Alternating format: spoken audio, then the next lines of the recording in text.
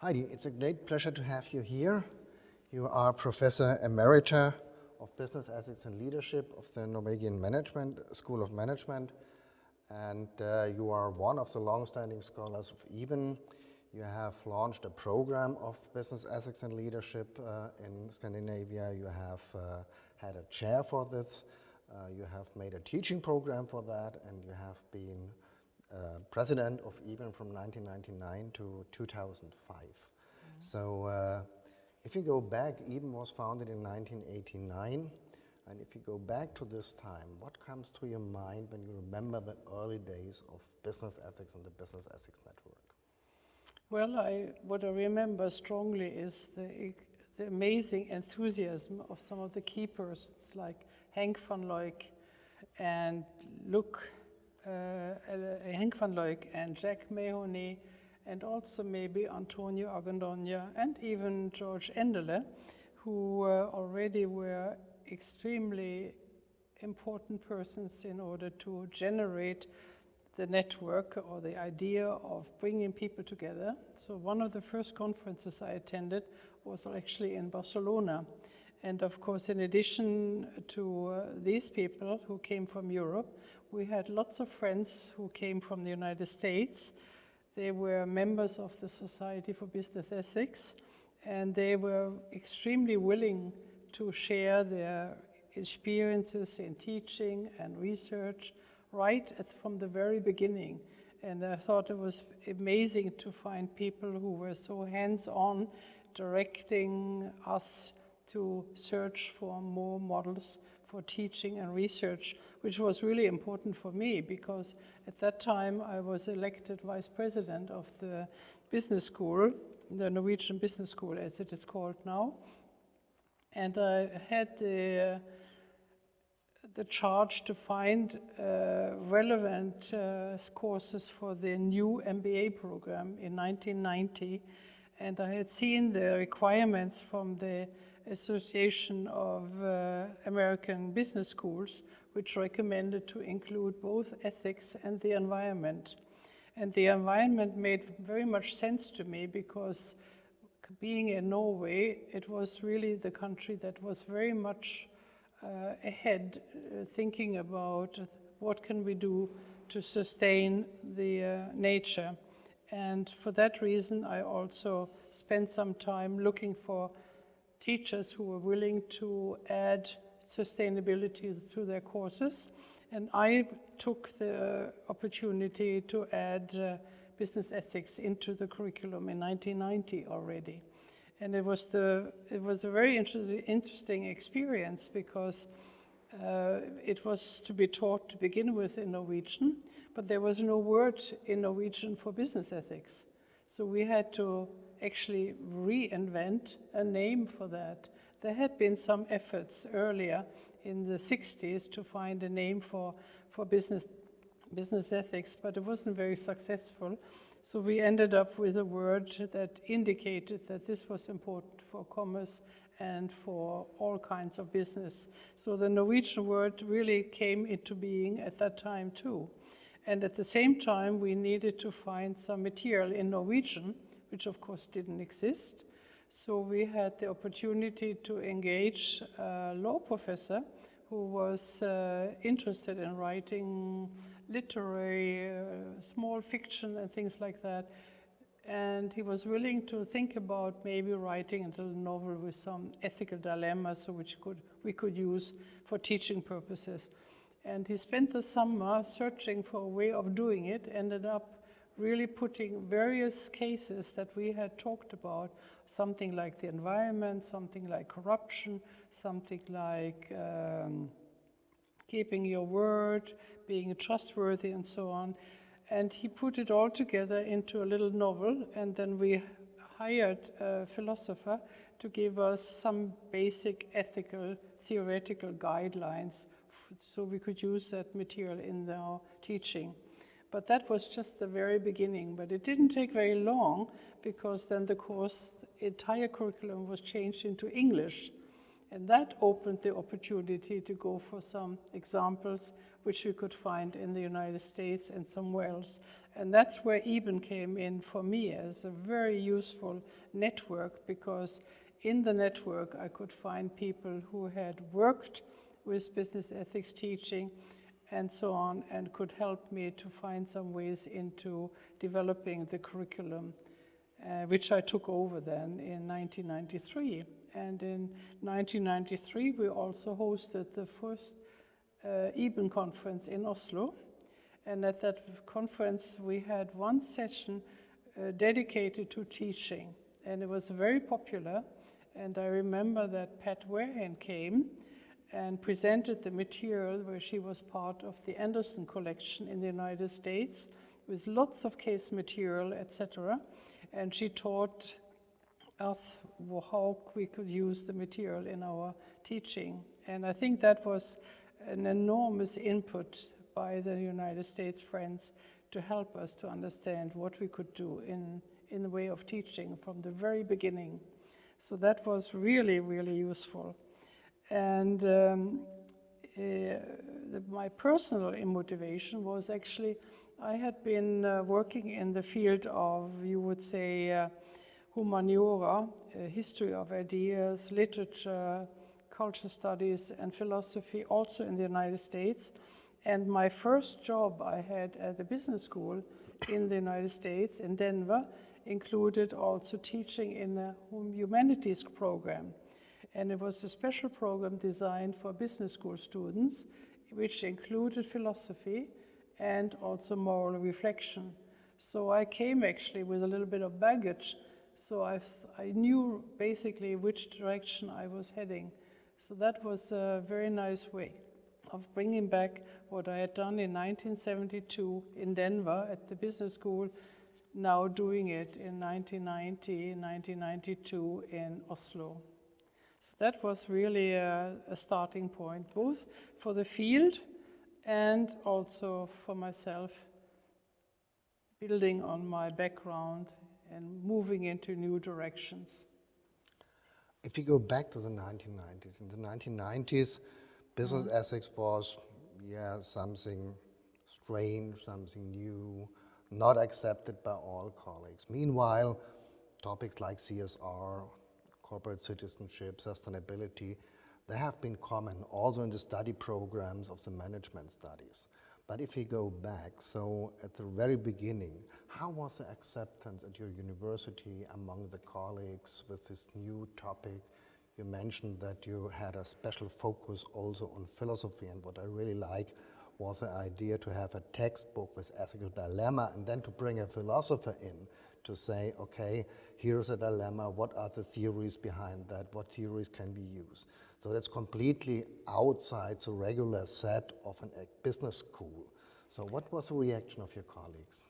Well, you mean the reaction of the colleagues, or reaction of the students, or the reaction Both. So as well, Well, the colleagues, did you like colleagues- it, or was it more or less strange Colleagues have, many of my colleagues at the school in Norway had experience from having been graduate students or doing maybe even their PhD in the United States.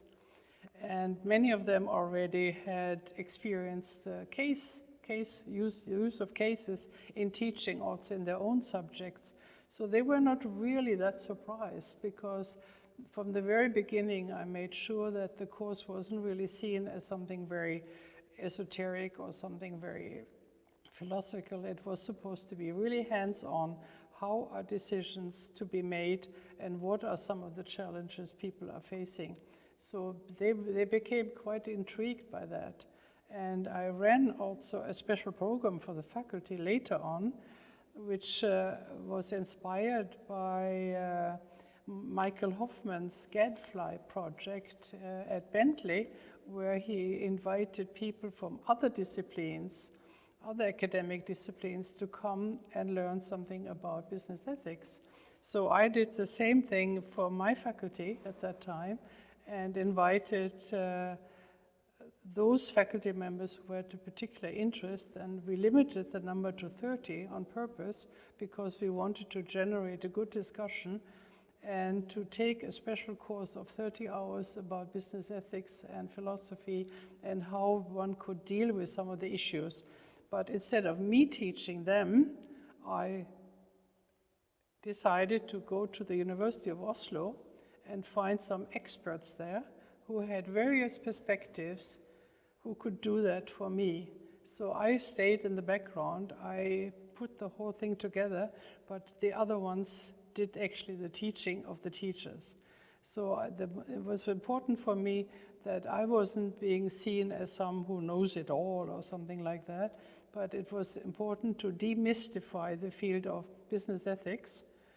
And I never forget the comment of one of the, what you would say, very sincere finance professor who said, "By golly, I didn't know it was that difficult." And I also made sure they had a lot of cases to discuss. That was, for me, the best compliment I could get. And after that, several faculty members once in a while would contact me and send me a case they want to discuss and ask me whether I think it was a good case or it was useful or something like that, or maybe some input, some ideas. And of course, I answered as best as I could. And from then on, I think the mystique of what is business ethics and philosophy never really stayed in the walls. It was gone. People became more interested in the practical aspects. And we had at the same time, as I will also have written in my paper, which I will present at this Congress, we had also been really emphasizing all the time that this is something like ethics in practice. So it's not the philosophy that should reign, it's how do you deal with some of the issues. And some of the issues you can't really know what is the right thing and what is to do. And that was also important. There was not giving away a recipe book, but it was making them aware how difficult it can be. And at the same time in Norway, we had a very interesting period of enthusiasm because of the oil that had been found and had brought all the riches to the country. And all of a sudden, people became much more interested in building businesses and the liberalization of what used to be state-owned companies and so on. All that brought a new momentum into the business community, and they engaged themselves in working with business ethics.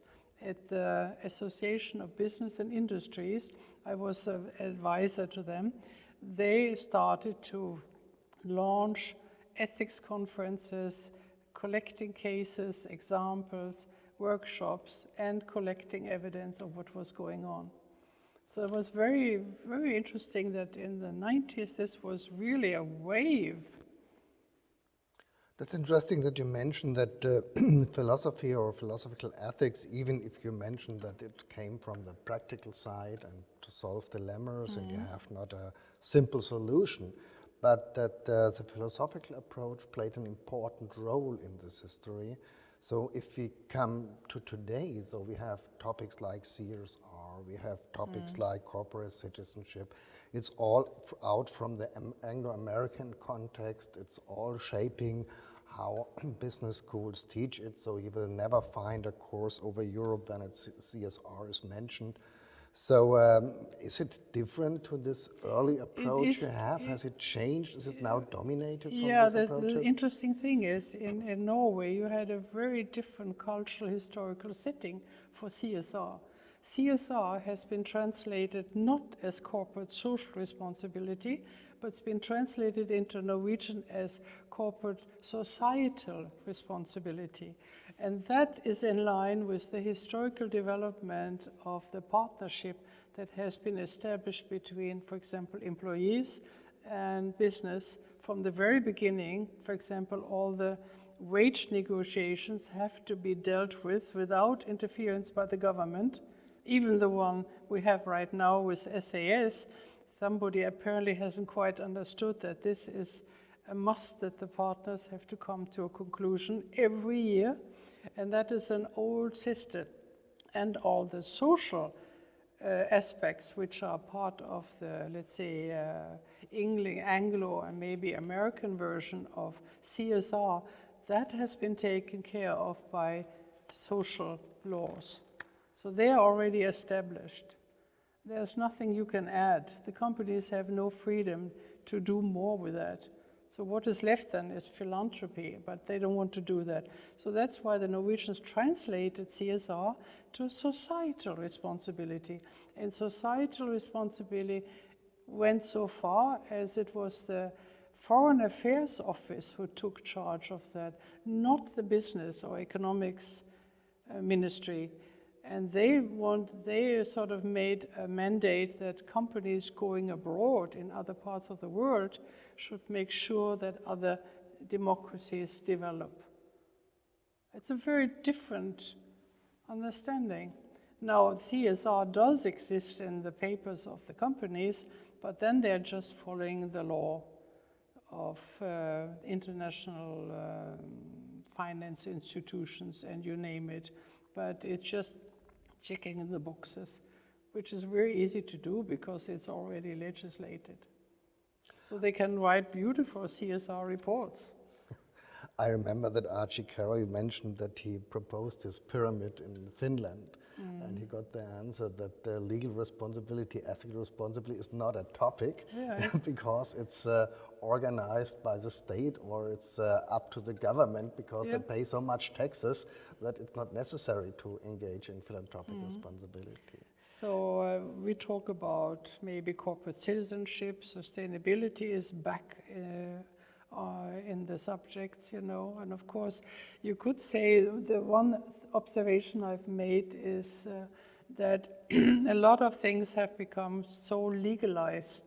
The legal department takes care of most of these issues. So somehow the role of an ethics advisor has been sidelined again.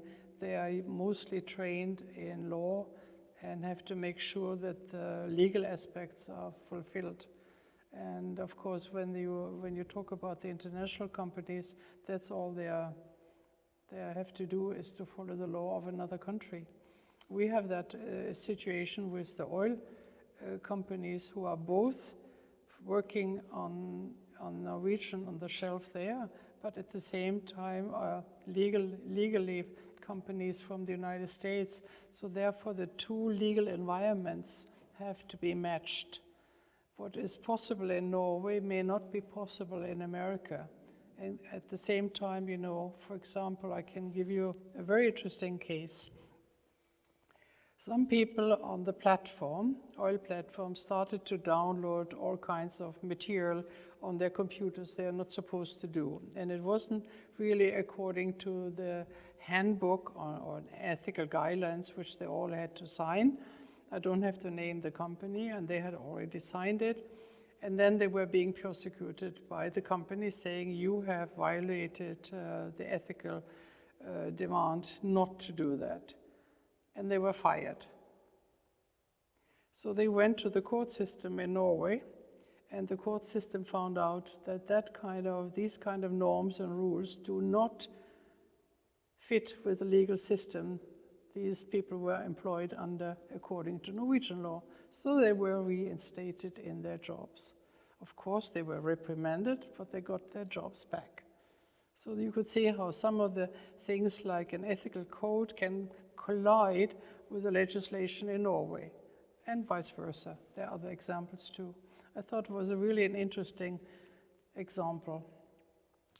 If we go now to the academic research, so you mentioned that, of course, you have specific solutions in Norway, and you have specific ideas about CSR and how to translate it into Norwegian.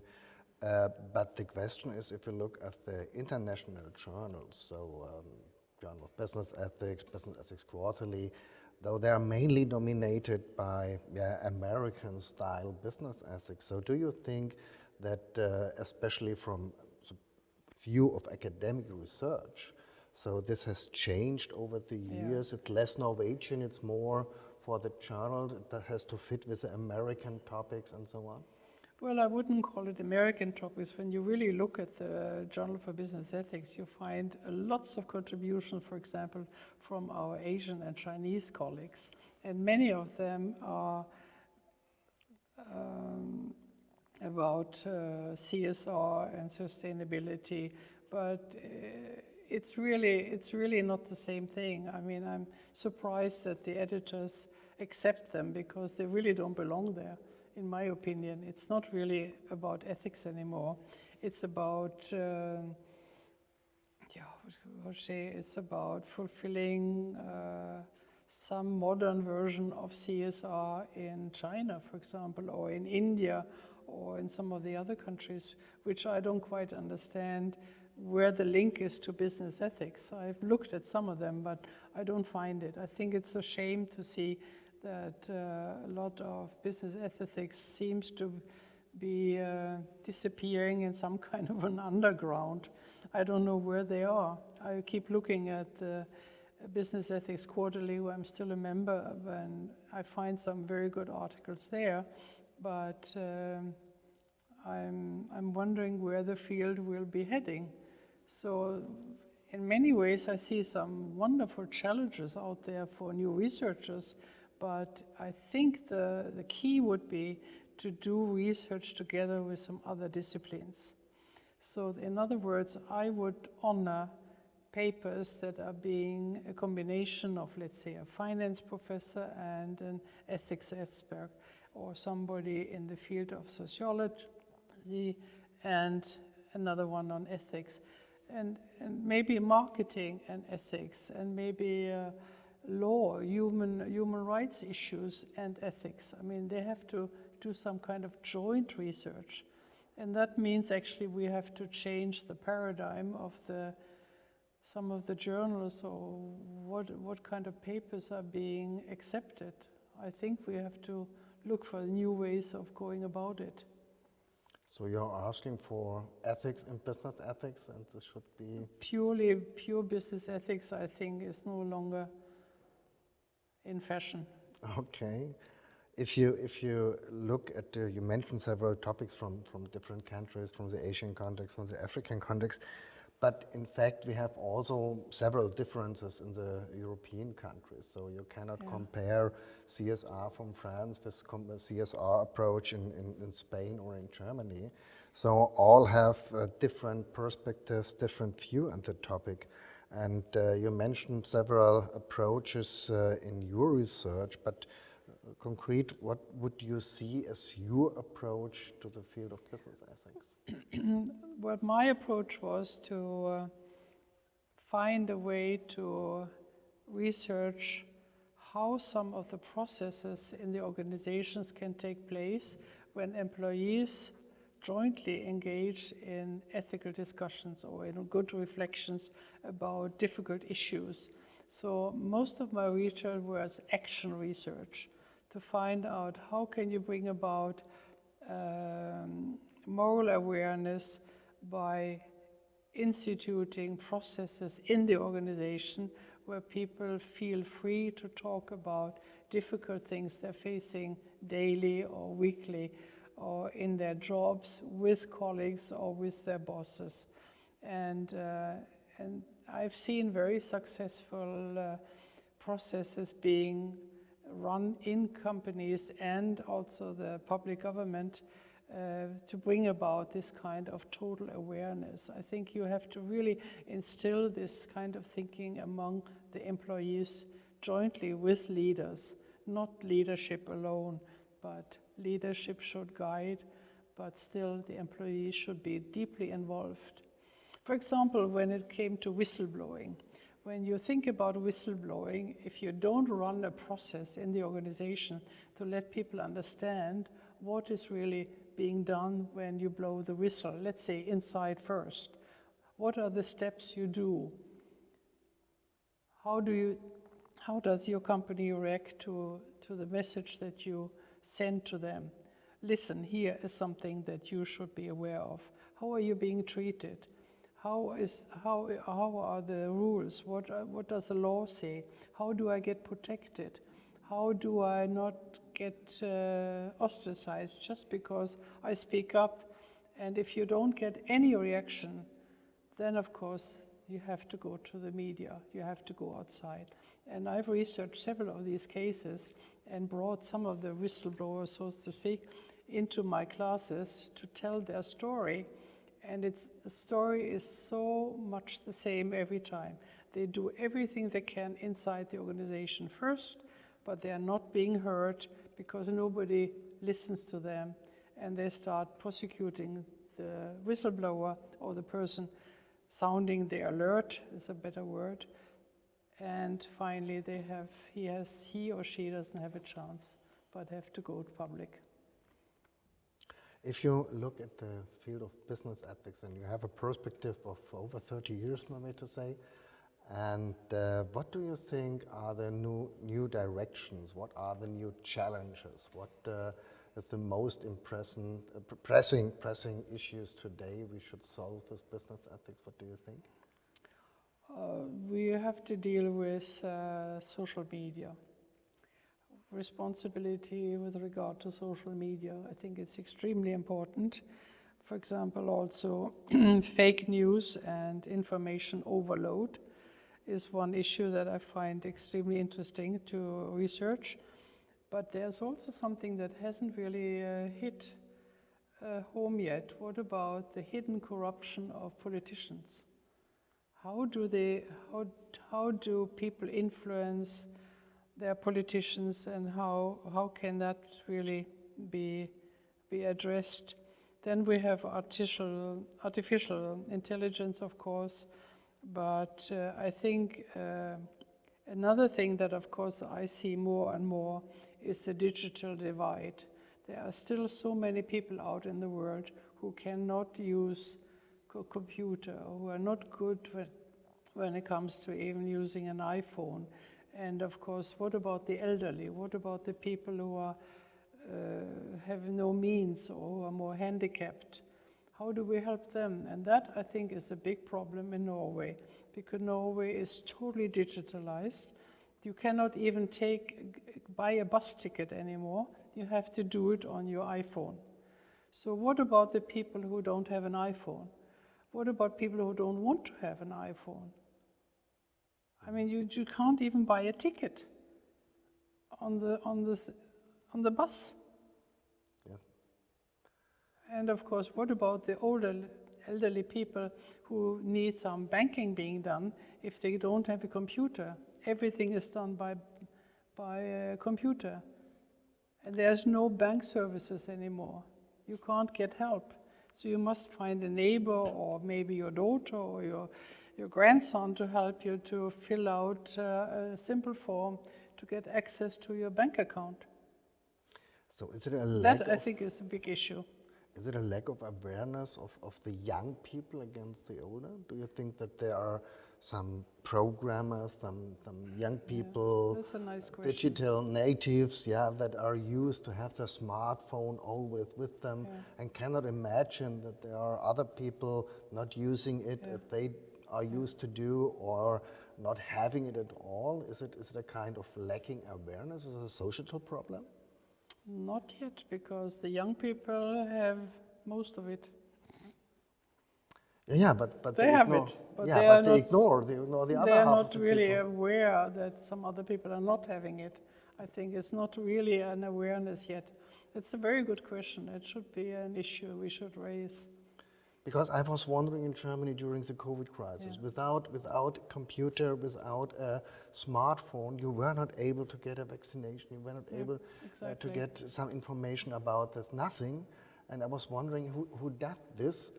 They told us the first and vulnerable group are the oldest, and then they make a program which exclude the oldest for getting a vaccination because they cannot use the computer. Yeah, all the vaccination, when people were being asked to come and get the vaccination, let's say age 60 and plus, they didn't get it in the mail. They get it by telephone or by some other, maybe through their friends, through their neighbors, through their family. That's really an interesting question. I don't think anybody has looked into that. So I see business ethics has yet not finished for We you. have seen, for example, just to add, that some people who are not proficient in the language Norwegian, living in certain parts of Oslo, just were not being vaccinated because they didn't get the information or they didn't understand the information they got. So that's a typical question. Very interesting. Okay, we have an open field for future research. Heidi, thank you very much. Thank It was a you. pleasure to have you here. Thank you. Thank you and goodbye. Good luck with EBEN. Thank you.